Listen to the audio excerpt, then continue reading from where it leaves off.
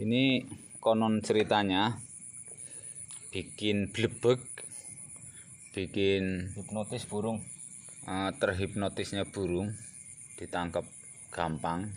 Dia burung jadi bengong kayak yang mau nangkep ini konten kreator yang satu ini.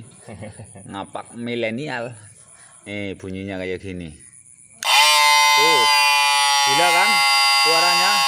Wah, saya sendiri aja jadi bingung mau tengok kemana. Siapa yang ngomong? Nggak dengar di telinga.